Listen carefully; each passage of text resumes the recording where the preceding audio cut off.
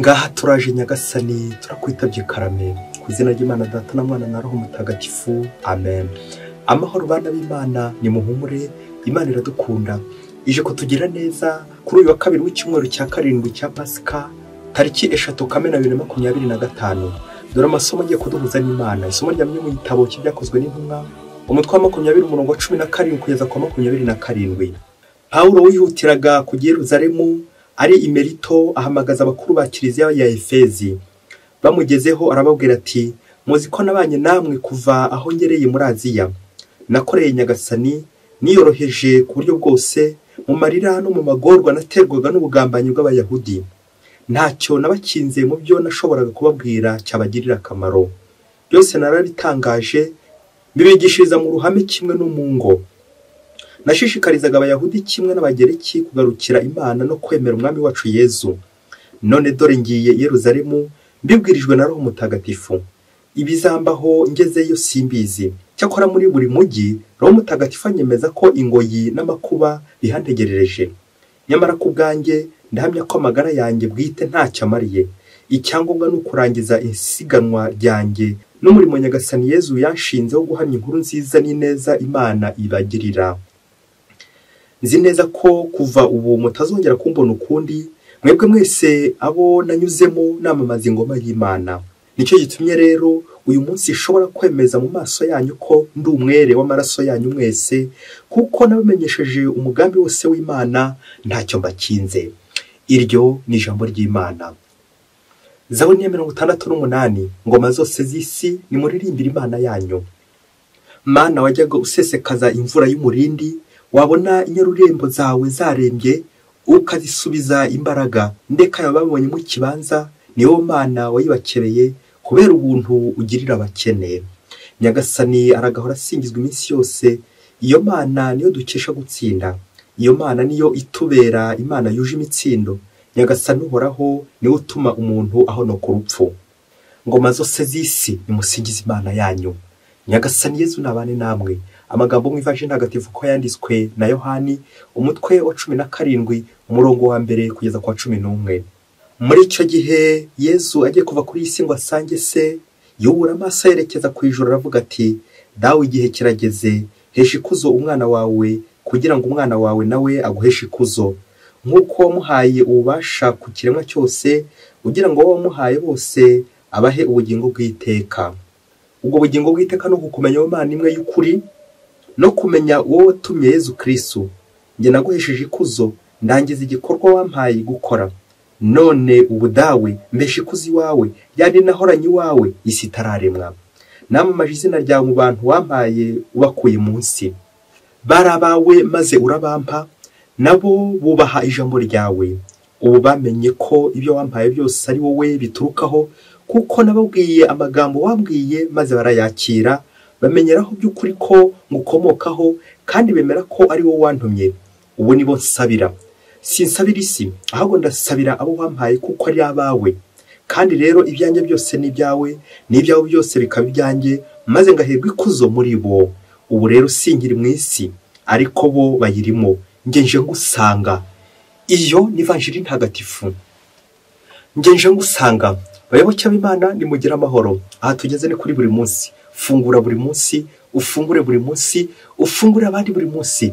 Ineza y'Imana buri munsi, ijambo ry'Imana buri munsi uhure na Nyagasani, buri munsi usange Nyagasani, buri munsi ugumane n'Imana buri munsi. Aya masomo tumaze kuzirikana ari mu ijambo ryo gusezera. Ubwo tuza kubona buri wese hari kugana, abantu babiri bari gusezera, Paulo ndetse na Yezu. Bari gusezera bagiye hehe? Uko biri kose baraza kunyura mu rupfu mbere yuko bajya hehe, bajya ku Mana. Na niyo mpamvu tujye kuzirikana ku ngingo remezo igira iti, Mana nje ngusanga. Nawe intego yawe uyu munsi ijye bari gusanga Imana. Buri munsi wumva wasanga Imana, buri munsi ujye ukoze byose bikuganishe ku Mana. Dore ko turi hano munsi, ibyo dukora byose icyita rusange ni ijuru. Ibyo dukora byose ni ukugenda dusanga Imana buhoro buhoro kugeza igihe tuzayibonera imbona nkubone mu bwami bw'ijuru. Ati Mana nje ngusanga. Nawe rero aho uri uzamura akaboko hejuru maze werekeze ku ijuru ubwira Imana uti Mana nje ngusanga. Ntabwo rero duhise tuvuga ko ugiye gupfa nawe aka kanya, ariko rero byaba kuko twese turabakandida ku rupfu kandi igihe kizagera nyine dupfe. Ariko mu gihe tutarapfa muri ubu bugingo turimo muri ubu buzima tukiri gutambukamo, nawe ibikorwa ukora, nawe ibyo uvuga birabe ari byo gusanga Imana. Uti Mana nje ngusanga. Hari amagambo abiri yantunguye ubwo ndi kuzirikana kuri aya masomo y'uno munsi. Natunguwe nuko mu rurimi rw'igifaransa ndetse no mu rurimi rw'amashi iyo bavuze gusezera bakoresha amagambo yerekeza ku Mana. Des adieux, adieu. Adieu cyo ni igifaransa bivuga ngo ku Mana nyine. Adieu. Ariko bari uburyo bwo gusezera. Je vais faire des adieux, ngiye gusezera. Hanyuma mu rurimi rw'amashi naho baravuga ngo kwa Eli. Iyo Eli ivuga Imana, kwa Heli. Eli ni ukuvuga Imana nyine. Tuzabona n'ikindi gihe tuzahurire ku Mana, tuzasanga Imana, tuzongera kubonana nyine kubera Imana. Aho kandi umubyeyi, ese iyo usezeranye n'umuntu, iyo usezeye ku muntu, aho nawe umwifuriza amahoro y'Imana, umwifuriza ko muzongera guhuzwa n'Imana kubera Imana. Kwa Eli, des adieux. Nyagasani akomeza kukugira neza nawe nanjye kugira ngo igihe cyose dusezera ntitukamere nk'aba bakobwa n'aba basore bo muri iki gihe ati undote, kandi muri no minsi kandi bagombye kuvuga uti urota Imana, uhure n'Imana, ubane n'Imana. Ariko kubera ko twebwe twishakira urukundo rw'umubiri ati undote, abaringe tuza guhura ijoro ryose, abaringe ugasanga gusezera kwacu turi gushaka kugundira abo tubana aho kugira ngo tubasoze ku Mana. Kwa Heli, adieu, komera amahoro, ugumane n'Imana, urota Imana. Ese wowe iyo ugiye gusezera kuri mugenzi wawe ukoresha izihe mvugo? Uyu munsi ujya nawe gusezera kimwe na Paulo na Yesu basezera ikoraniro aho baba bari kumwe nuko bakagenda. Ariko bagiye muzi ko gusezerana bigorana cyane cyane iyo mwari mukundanye n'umuntu, iyo mwari mubanye neza biragorana. Amasomo rero arimo gusezera, amasengesho bihinira mu ijambo nyine isengesho ku Mana, dore ko burya isengesho ryose rifite umuzingo guhura n'Imana, kubonana n'Imana. Kwa Eli, ku Mana nyine ho tujye guhurira. Twumvise mu isomo rya mbere Paulo uri gusezera ikoraniro yaramaze mu gihe asubiye Yerusalemu. Izo ngendo za Paulo zigenda zerekeza cyane cyane uburyo agenda asezera, bakabajwe nuko batazongera kumubona. Ari gutangaza umurage we, uburyo yabigishije, uburyo yakoranye nawo, aho bageze. Byose ntibyabura gutera agahinda ndetse n'amarira ko bakoranye, ko babanye. Nabamenyesha umugambi w'Imana wose ntacyo mbakinze. Amen, amen, amen. Twongere twibutse aho Paulo agiye. Aravuga ko agiye Yerusalemu. Yerusalemu ni ahantu tuzamuka dusanga Imana, mu ngoro y'Imana, tujye kureba Imana. Mana nje ngusanga. Igihe cyose dusenga tuba turi gusanga Imana. Yesu nawe twamwumvise mu ivanjiri no munsi asezera. Iri sengesho rya Yesu usezera baryita isengesho rya gisaserdoti, la prière sacerdotale, aho Yesu ahinduye imvugo. Yarari kumwe n'abigishwa be bari gusangira, Yuda yaramaze kugenda agiye kumugambanira, nuko Yesu ari guhereza abigishwa be ubutumwa, inama. None turumva noneho bigeze ku ndunduro bikomeye cyane. Noneho iri sengesho rero rya Yesu no kugira ngo aragire umwaze ku bumwe, bungu bumwe, babane neza kandi barusheho kwitagatifuza, bagumane n'Imana. Ngira isengesho ry'umusaserdoti usabira imbaga, usabira ikoraniro kugira ngo berekere ku Mana. Ngicyo n'igitambo cy'Ukarisiya byakoraniro rikikije umusaserdoti, bagahuriza hamwe bakumva ijambo ry'Imana, bagatura igitambo cy'Ukarisiya. Nuko rero byose bikabegereza Imana. Iyo duteranye mu isengesho nta kindi bagambye usebye kwegera Imana, gusanga Imana. Mana nje ngusanga. Uko biri kose iyo wabanaga n'umuntu mubanye neza cyane cyane, iyo agiye navugaga yapfuye urababara. Iyo utazongera kumubona urababara, agahinda, ishavu, wumva utishimye. Ni ukubera iki? Ni ukubera iki wumva utishimye? Mubyeyi, isengesho ryo gusezera kugira ngo abantu bagane ku Mana.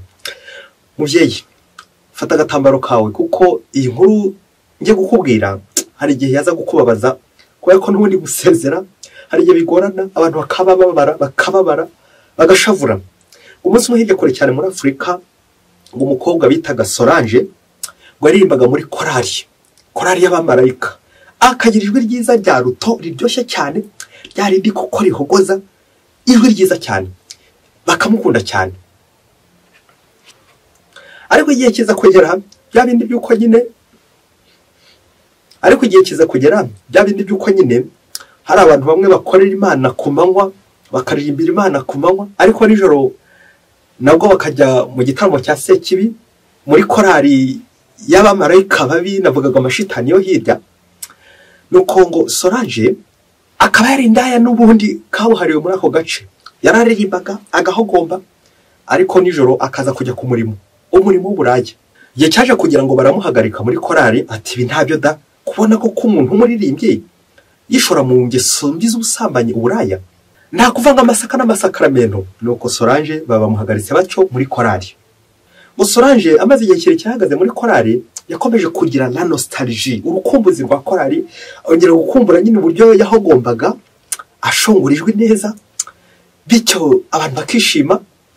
Solange arongera nyuma yo gukumbura indirimbo ndetse n'amasakaramentu, Solange aza gufata icyemezo gikomeye cy'uko agiye kwihana izo ngeso mbi zinukwe, agenda neza mu nzira z'Imana, agarukira Imana. Nuko amara ngo amezi 6 ari kwigira igarukira Imana, kugira ngo rwose yongere akomorerwe, ubundi yongere asubire ku murimo, asubire ku masakaramentu, asubire gukuririmba. Nuko umunsi uragera wa wundi wari utegerejwe kugarukira Imana, haba igitambo cya misa, ngo korari ye niyo yaririmbye kuko imwishimiye kujya kumwakira kuko agiye kugarukira Imana. Abantu benshi baza bamwishimiye, yaramaze igihe ataririmba. Nuko igitambo cy'Ukarisiya, nuko agarukira Imana, igitambo cy'Ukarisiya kirarangira. Igitambo cy'Ukarisiya kimaze guhumuza, bitegura kujya gukomereza ibirori iwabo mu rugo kugira ngo yakirwe. Misa irangiye, bakomeza ibirori byo kumwakira. Ubwo bagombaga kujya kumwakira, bakajya gutondagura bya bihekane biryoha kandi byoroshye mu gutondagura, bishimisha abantu nyine, reception, igihekane cyandya ndetse n'icyangwa. Nuko rero misa ihumuje nyine bajya kubitondagura. Ngo bari mu modoka bagiye aho ngaho nyine bari bateguye baza kwiyakirira. Nuko mubyeyi bya bindi by'uko nyine nta gahora gahanze kandi ngo aho mukene yanitse ngo ntiriva. Nuko bagiye babona imodoka bari barimo y'ubukwe igize impanuka. Abantu bari barimo bose bararokoka, usibye mubyeyi ntibigutesha umutwe, ntibigushavuze, usibye ngo Solange wandi wari uvuye kugarukira Imana. Neza abantu bamarira akomeye cyane. Urumva nawe isosi guye mwishishi bya biryo borongera bijye bate, irangira cyane reception yihindutse deception. Ibyari byishimo byo kwakira Solange bihindutse abara n'agahinda byo kujya gushyingura. Nuko rero ngo bajya kwirimbi ako kanya, ngo bageze kwirimbi amaraba yose abantu banga guhora. Nyuma ngo nibwo bahaye ngo abantu 3 ijambo kugira ngo bavuge kuri ibi byago bibaye, amara n'agahinda impamvu abantu bari kurira. Ngo habanza umuturanyi ukundaga kugenda na Solange, wari uhagariye abandi bagabo muri aka gace. Ati ngendarizwa nuko Solange anjyanye ideni, agarukiye Imana, numvaga n'ubundi azanyishyura rya deni nyuma yo kugarukira Imana. Naramwihoreye, mbona nyine ari kwiga agarukira Imana, ariko naramwihoreye nzi ko nyine rya deni azaryishyura, yuko agiye tutarongera kuryamana. None rero ndi kurira kuko anjyanye ideni, anjyanye umwenda. Ijambo rya kabiri ngo ryari rya Marene, ngo babaza Marene bati koko gucyuri kurira wo, ati rwose mbabajwe n'umwana wanjye batisimu ugiye atarongera kunyungutira ku byiza by'Imana. Igihe amaze agarukiye Imana igihe gitoya, narinzi ko agiye gukomeza noneho ubuzima bwe, dukomeze twishimane nawe. None koko aragiye koko aragiye. Uwa gatatu ngo bahaye ijambo ni perezida wa korari Solange yaririmbagamo yajwe riyunguruye. Nuko perezida ngo aravuga ati twese abagabo n'abasore bari muri korari, Solange yadushimisha ku ijwi ryiza arafite, twakuruga nawe bigatuma nyine dukomeza kugenda dukururwa nawe, kurya nta rungu twagiraga. Kumvaga rero ubwagarukiye Imana yongeye kugaruka nyine muri korari, tugakomeza tukibana muri ubwo buzima. Byari byiza kuryamana nawe. None araducitse kandi twari tuzi ko agarutse. Perezida wa korari mbega wowe, bayoboke b'Imana, Yezu Kristo akuzwe. Kuri urupfu rwa Solange twakuramo amasomo 3 aza kugufasha nawe kongera kureba harya ubutumwa ufite buragana hehe. Ese ibyo ukora nibigana ku Mana? Icyambere, wowe iyo washyinguye umuntu urizwa n'iki? Ko ari inshuti yawe, ko ari umuntu warugarukiye Imana, urizwa n'iki? Cyangwa ko ari umuntu ushaka ko mwakomeza gukorana amafuti nk'ayo mwari musanzwe mukorana, ugakomeza kumugundira kugira ngo ukoreshe amafuti, kugira ngo mukorere mu mafuti, kugira ngo kwishyura amadeni yawe, kugira ngo mukomeze muryamane, kugira ngo mukomeze muyikore ingeso mbi z'ubusambanyi, uburaya, ubusinzi, ubusambo n'izindi nyinshi cyane zo mu isayo, ugakomeza kumugundira kuri ubwo buryo. Ese uwo mwenda ni umwenda w'urukundo cyangwa ni umwenda w'urwango? Icya kabiri, mwabyeyi mwe danger de mort, uzi ko dufite ikibazo cy'abayobozi bahoza bayobora ku nkeke. Abayobozi ndabasuhuje ba patro, abandi bose bashaka kuduha akazi, ariko bakurira ku ibyo byose by'inyuma kugira ngo barusheho kudushakaza. Perezida turabasuhuje, abaperezida aho bari mwese turabasuhuje, abaperezida baragowe, abaperezida wa korali, banimateri, banimatrice, abacuranzi bose dukunda cyane amajwi meza, kuryoshya indirimbo, ariko tugakomeza twifatira abandi tubashora mu ngeso mbi. Ngezo za korali zo kwa Sekibi, tukaririmba mu kiliziya abantu bakagira ngo turi kuririmba, nyamara ari korali zo kwa Sekibi, korali z'abamarayika ba Sekibi n'abambari be. Kubera iki? Korali zishora abantu mu ngeso mbi, korali zifatira abantu z'ingeso mbi. Ukajya gusanga bari muri korali ari abanyangeso mbi bose, abenshi ari abanyangeso mbi, kandi bari kuririmba. Ukibazo baririmba, ese murimbira Imana cyangwa murimbira Sekibi?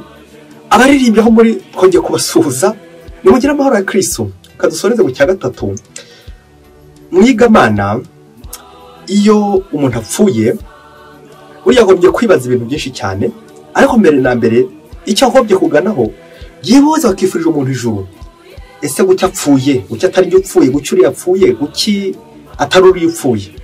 Wasanga igihe cyarigeze cy'Imana ko iramuhamagaye, Imana ishobora kwibonye ko Solange atazongera kujya kwandavura muri ya sayo y'abaperezida, muri ya sayo y'abaturanyi n'abandi bagabo benshi bamutegereje, nuko Imana yabona agarutse ko n'umutima mwiza afashe icyemezo ati reka mutware, ejo n'ejo bundi utazongera kwandavura, maze ukazatahira umuriro.